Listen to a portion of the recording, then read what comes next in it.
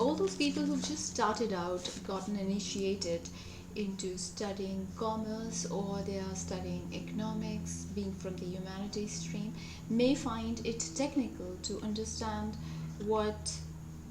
how price equilibrium is decided. And when I say price equilibrium, it sounds so technical. In fact, everything that we are presented in the module of the stereotypical study material, it is technical. It does require a lot of simplification. Anyways, in my head, I always made sense of things in the way that I'm just going to talk about. So whenever policies were spoken about, I never thought to begin with that these policies were required to such an extensive way, and people needed to look at the central bank of the country with such expectations, because more often than not, the central banks of any country, most countries actually, to be fair, they are not able to meet the criteria that they are created for. The single point, the single focus of all central banks in the world is creating full employment. Full employment doesn't mean that each and every person in the country would be employed, because of course there would be so many who are not in a position to work. There's so many who are still developing. There's so many who have gone out of the working age bracket, and there are people who are a part of disguised unemployment. There are people who voluntarily don't like to work. So many factors affect.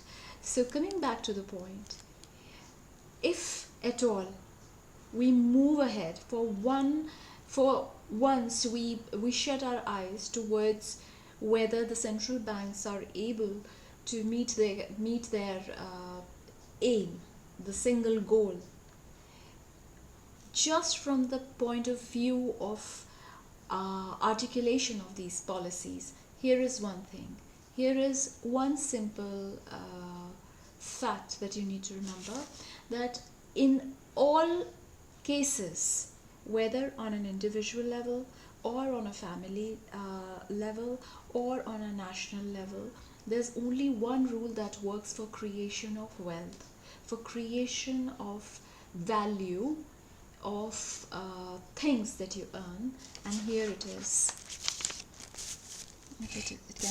Is it seen? Yeah. All right. For the smallest of entity, which is going to be an individual, you are going to create wealth. Wealth means not just cash, because cash in itself is nothing unless you can buy things from it. You can create assets, those assets that are not as liquid as cash. So the idea of creation of wealth comes from this particular formula, that your inflows should be higher than your outflows. That is, what you create should have more value than what is being destroyed in the process. So the same applies to the family, same applies for the country. And when I spoke about full employment, for an individual, full employment of his or her faculties, when all his or her potential is employed, that person would be able to earn more if he or she is using more of his time, which is one resource, more of his skill, more of his potential. There would be a greater chance of having more inflow. For the family, also full employment. If there is a family of, let's say, 6 people, and out of which 4 people are earning, that's full employment, because more and more people are pooling into one big well of creation. Same goes for the country. So this is one constant that we can remember. This is how it works. In any given point, any entity's inflow should be higher than the outflow. So for the macroeconomics also, the same principle applies. Plus, what else that you need to remember? That not all outflows are unproductive. So when there is outflow on an individual level, on education, on health, upgrading, value addition in your potential. So if you're healthy, you're able to put in more work. If you're educated, there are better chances of you solving problems, of you making decisions, of you being more confident, of you having more information, and information is power. So that's value addition for an individual. The same goes for the family, but in an aggregate form, and the same goes for the country, again on an aggregate level. If you have your citizens more healthy, that is healthier, more educated, they may not go into service sector teaching or into R&D, that is research and development, or they may not become scientists. Not all of us have same interests. They may become somebody else. They may take up some other stream. Even if they take music, even if they take some kind of an artistry, even if they take agriculture or manufacturing, they will feel more empowered if they have more information to their disposal, if they have been taught how to ward off manipulators, if their logical reasoning is better, if their analytical power is better. Education might not have the best of the quality, but any education will give you more exposure to all these skills and faculties that I just spoke about. So first was, your inflow should be higher than your outflow. The second thing is that not all outflows should be are unproductive. They are not dead expenditures. They may give you something good. If you spend it on asset, you have the asset. If you spend it on value addition, you have better potential. If you spend it on travel, if you spend it on recreation, you have experiences. So it's not that you're throwing away your money into a blind box. You're getting something out of it. So these are the things that on a macro level, on a national level, that can really work for the country. Education, health, these are just few examples. Environment, these days there's greater gravitation of all people towards healthier living, because we've seen the repercussions of unhealthy living, careless living. Our immunity went down, and there's still virus. I mean, we've not completely gotten rid of it. That attacks more people with lesser immunity. So environment is one important factor. Then physical infrastructure. So if you have good roads, if you have good power supply, uninterrupted power supply, there are better chances that the cost of production would be less, because through transportation cost would be less if roads are good. Then a power supply, of course, manufacturing cost would be less of the product. So this is it. This is all the background that I needed to create. But one more adjunct point is that your inflows that you're talking about, your inflow is directly proportional to the creation, the amount of things that you're creating. So if there is more creation, there are better chances that there would be greater inflow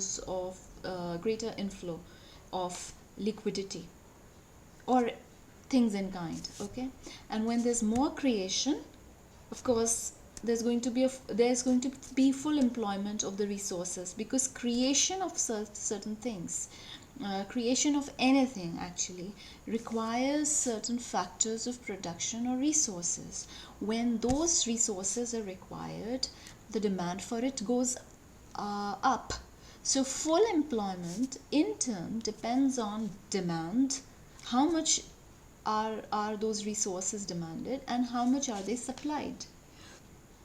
And the intersection of these two, the interplay of these two, would decide what would be the price of that particular resource. So if the demand for, let's say, engineers is very high but the supply is less, then of course a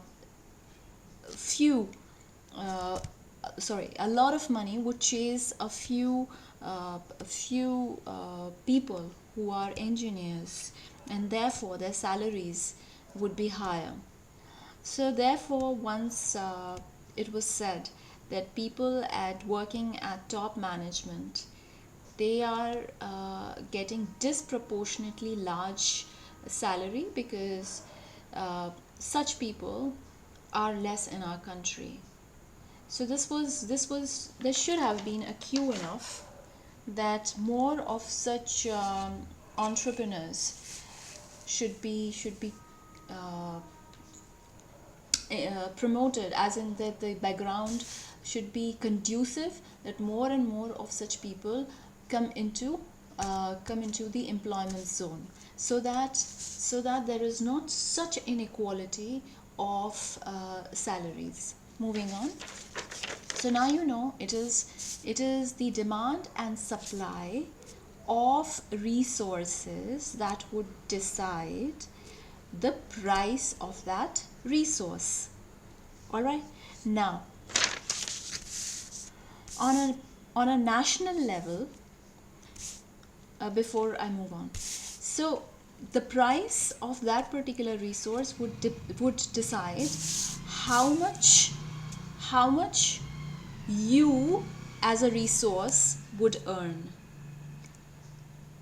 And you being a resource, earning something would decide your home's inflows. How much is the inflow in the house? For the country as well,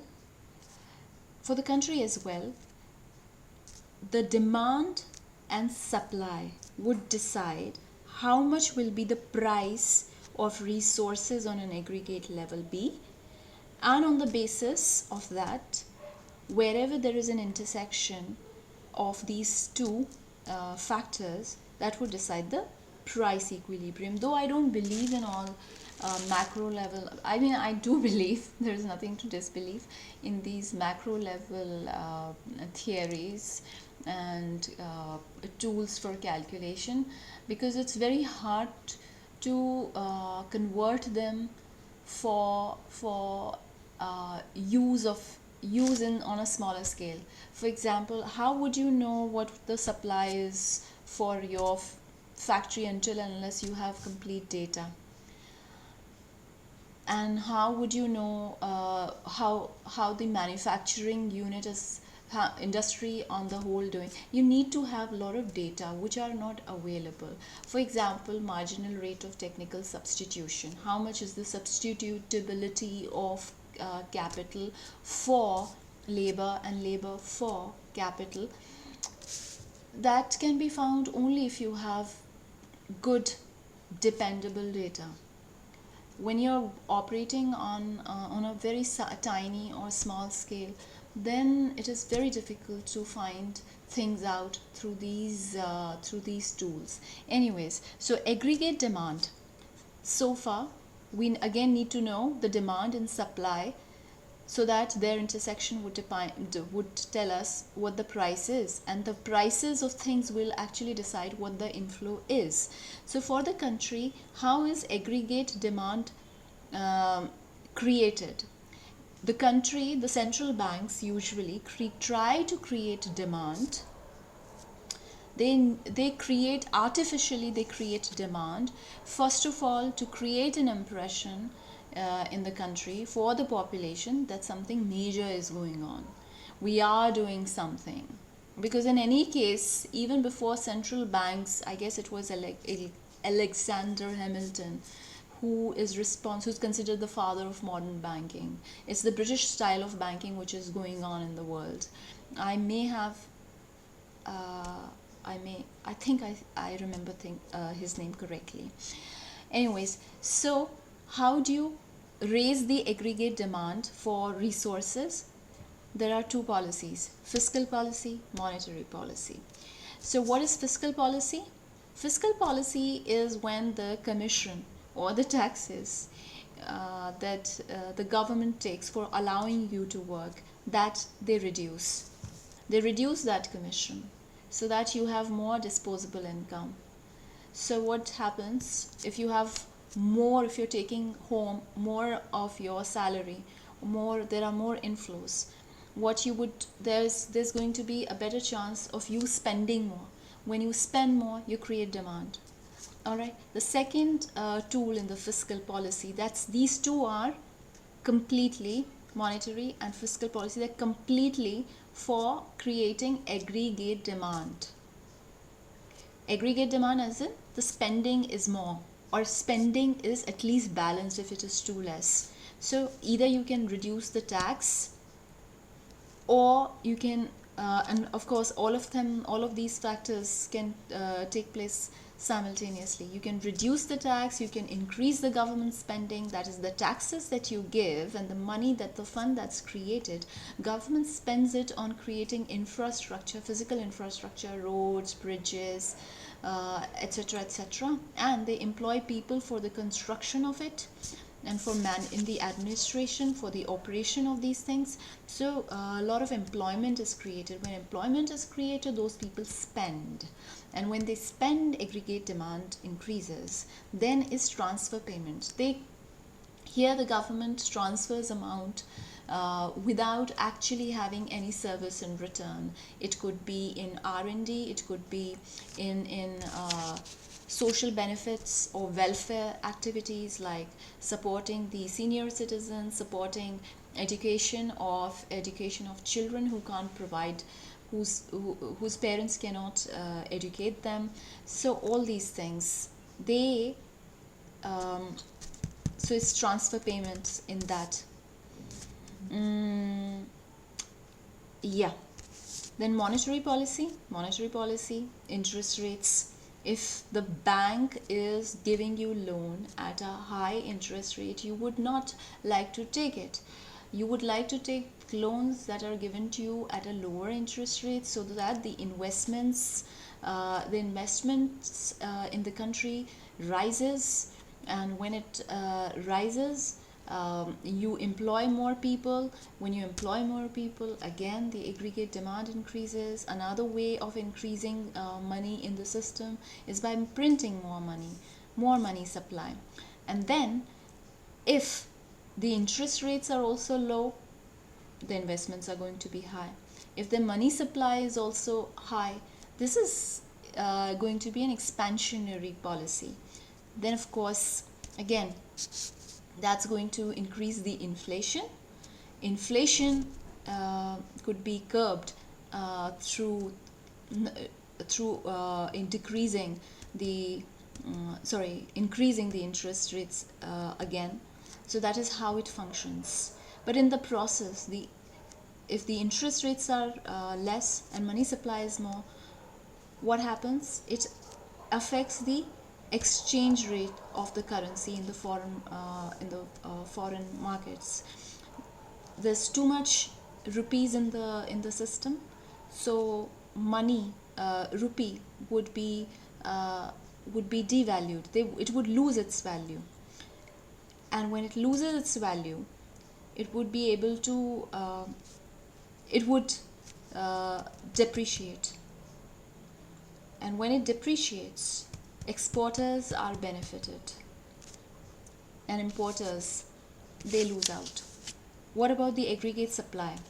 Aggregate supply in a country is concentrating completely on quality, how much output, it is output oriented policy, how much output can you create with lesser resources?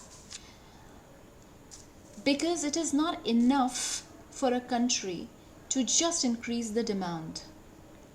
The supplies should also be proportionate. More often than not, it is not proportionate because there is a cap, there is a limit to how much you can supply. Whether it is fossil fuels or it is manpower, skilled manpower. So the whole idea rests on the premise that you can have a good economy, you can have higher GDP if the productivity increases. That is, one resource is able to produce more. Okay. So how can you make your aggregate supply better? By investing in health, by investing in education, by investing in R&D. Mostly in developed countries, they spend about 11 to 18% on health. I can just speak for India. We spend 0.34% on health. In other countries, developed countries, they spend about 6 to 8% on education. We spend 3.1%. On R&D or technology, they spend about 2 to 3%. We spend 0.65%. There is no surprise that the aggregate supply or the quality or the productivity of the resources is not in India is not as high as some of the other countries. In fact, the real key to development is having better productivity. That is more investment in aggregate supply. Most of the parties, political parties, refrain from doing that because because I think it's just called gestation period. All right, it takes longer for the effect of aggregate supply to manifest, to show.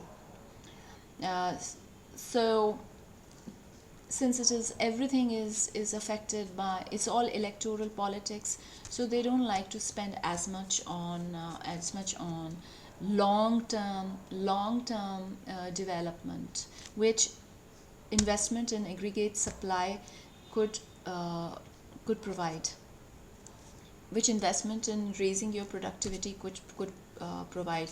You as a party may lose or win, but the country is going to be a winner all through if these, especially these three factors are invested in. Because the whole idea for a country or for an individual lies in producing more from less. You can't be giving away everything. You can't be working for 12 hours and earning little because you're able to create little. Same goes for the country. If a lot is created with little, that's a productive country for you. That's going to be one sure shot route to higher GDP. And higher GDP eventually would mean higher GDP per capita. Each person would get greater inflows. It's pretty much like oxygen, why we do breathing exercise or pranayam, because it rests on the principle of using less oxygen to survive for a longer while. So you pull in air in a relaxed manner, you keep it inside you for a while, and without breathing out, without exhaling, and in that particular time your body learns to survive with little amount of oxygen, and it also uses up extra unnecessary particles of gases which are known as antioxidants. So you are relieved of that stress as well, and then you exhale out. So the whole principle, everything I spoke in one of my videos, and and I believe in it. If there are just few principles making round in the universe, so not just in our own bodies, but on on an individual's economy, in an in the what am I doing? In case of a family, and in case of the country, you got to create more with less. That's it. Bye bye.